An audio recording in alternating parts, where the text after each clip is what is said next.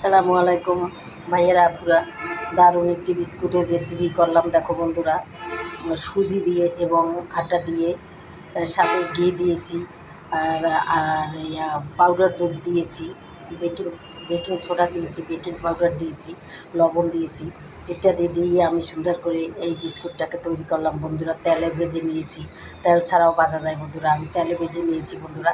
এগুলা বিস্কুট ভেজে সংরক্ষণ করি, তোমরা অনেক দিন রাখতে পারবে। আমরা তো বিস্কুট সবসময় কিনে খাই বন্ধুরা, তাই চিন্তা করলাম যে নিজে হাতেই তৈরি করি, যখন বিস্কুট তৈরি করতে পারি নানান রকম। তাহলে বন্ধুরা, আজকের এই শেপে বিস্কুটটা তৈরি করেছি, দেখো অনেক সুস্বাদু মজাদার।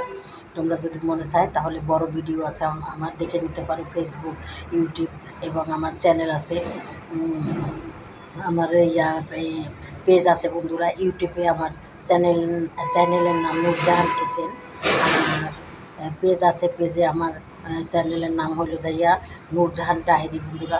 যদি মনে চায় তাহলে দেখে নিও, ভালো লাগলে। আর যদি বেশি ভালো লাগে তাহলে তোমরা এভাবে বিস্কুট তৈরি করে খাবে। এক চুলায় ভাত, এক চুলায় চা, এক চুলায় তোমরা এই বিস্কুটটা তৈরি করে নিতে পারো। বেশিক্ষণ সময় লাগে না বন্ধুরা, যা আছে হাতের কাছে এগুলোই দিয়েই তৈরি করা যায়। তাহলে বন্ধুরা, আজকের মতো রাখি। তা যদি ভালো লাগে আমার একটা লাইক দেবে, আমার চ্যানেলটাকে সাবস্ক্রাইব করবে এবং শেয়ার করে দেবে।